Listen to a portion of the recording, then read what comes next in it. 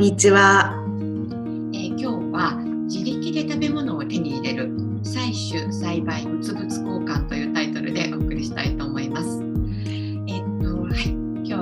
ニュージーランドの私担当なんですけれども、私は東京で生まれ育っていて、なので食べ物ってお店でもちろん買うもので、それ以外にどんな方法があるのって思ってたんですけれども、2003年にニュージーランドに来て、でだんだんお友達が増えてくると、やっぱりいろんなライフスタイルの人と知り合うようになって、でそうするとだんだんお店じゃなくても食べ物って手に入るんだっていうことを学びまして、でそれが1つ目は、採取、山とか海からいろんなものを取っていくっていう方法、それから2つ目が栽培、自分で育てるってことですよね。それから物々交換、周りに例えばそのハンティングとか釣りなんかして、そういう獲物を余っちゃったけどこれどうってお裾分けしていただいて、こっちもなんか食べ物を回収するみたいな、そういう感じですね。でその3つの方法があるっていうことを知って、それがすごく楽しいので、ちょっとご紹介をしたいというふうに思っています。そうね、ステイホームとかで自宅で食べられるものを育て始めたとか、それから畑借りたとかいう方もいらっしゃるので、ベランダで育ててるっていう方のそのなんか SNS 投稿とかすごく多くなったよね、ここに。増えたよね。本当にそう思う。ちょっとトレンドなのかなっていう気もしますね。そうね。じゃあ、早速なんですけれども、採取・栽培・物々交換映像をご覧いただきたいと思います。でした。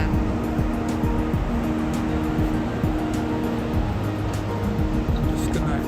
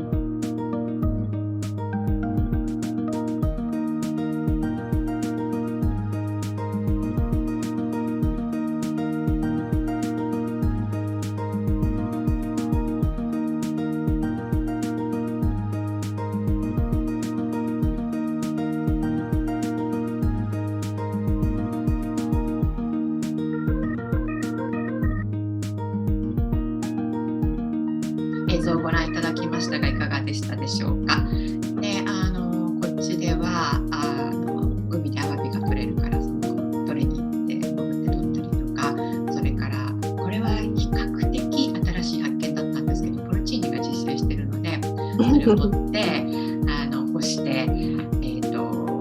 乾かしてでリゾットに入れるとすごい美味しかったりとか、もうそういうのがすごい楽しいので、なので前になんかふみちゃんのところに行った時に岩場でちっちゃいムール貝みたいなの、あれをムール貝もあるある、思い出した。ムール貝もあるある。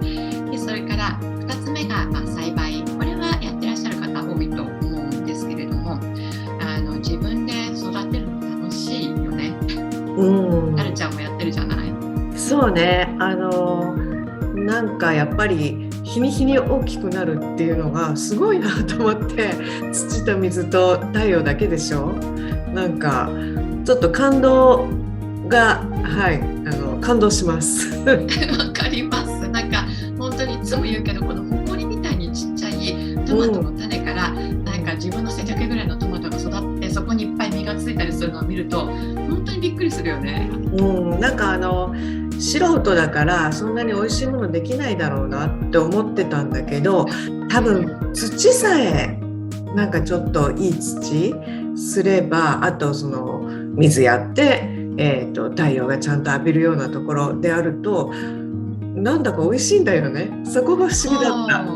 素人でもね、そういう条件が整えば本当に美味しいものができるよね。できる。3つ目が、食べ物をいただく、あるいは物々交換っていうことなんですけれども、これもご近所から、今回ビデオで見ていただいたのは、タコとかそういうなんかさ、スケールが違うよね。そうね。私たちはなんかそういうご近所さんがいるのがすごいラッキーなんだけど、でそういうものをいただいて違うもので返したりとか、でそれから、知り合いの漁師さんが伊勢エビ取って持ってきてくださって、これ本当に贅沢だなと思うんだけど、ちょっと違うものでお返ししたりとかね。でそういうのもすごく楽しいし、なんかふみちゃんお肉もあったでしょ。お肉もある。お肉も、ハンティングで取ってきたりとか育てたのをいただいて、なんか別のもので返してっていうのありますね。だから確かにちょっとスケールは大きいと思う。そうお肉いただくってなかなかないからそうだよね。なかなかね、あっても。でなんかそういうね、なんていうのか、物々交換って特になんか私隣にお友達がいて、その塀越しにね、なんか取れたものをなんかじゃあこうやってスワップしたりすると、なんかすごい楽しくて、昔はみんなこうやって生活してたんだろうなって思うんだよね。でなんかそうね。でなんかそういうふうにするとバラエティも増えるし、なんていうか、普通だったら、都会に住んでたら育てる人がいて、それがいろんな流通経路を経てお店に入ってそれを買うわけじゃない。でもそのお店の部分を全部カットしちゃって作る人同士でなんかやり取りできるっていうのすごい新鮮なのよね、まだ私にとっては。でもこっちも前にはお隣のお家に大きな柿の木とかビワの木とかがあってね、でなんか季節の時はそこのおじちゃま玄関にバケツが出てて、お好きなだけ踊りくださいみたいな、お好きに踊りくださいみたいなのが出てて、で多分人気があったんだと思う。それを楽しみにしてらっしゃる方もいたと思うし、そう私が見かけるときはいつも空のバケツとそれからメモしか見てなかったのでなんかそういう、物々交換ではないけど、うちはこれはいっぱいあるからどうぞっていうやり方はいいよね。すごくいいよね。私もまだ差し上げられるほど育つものっていうのが少ないんだけど、イタリアンパセリとかシソとか、レタスぐらいだったらあれだけれども、なんかうまくね、なんかこう差し上げられたりとか、あわよくば物々交換とかしてみたい。いいと思う。物々交換広めたいです。ぜひぜひ、広めましょう。なんか周りにね、物々交換をやりたいっていう方がいらっしゃるかどうかとか、そういうことにもよるとは思うんだけれども、今回その3つのカテゴリーをなんかお話ししたけれども、例えば自分で育て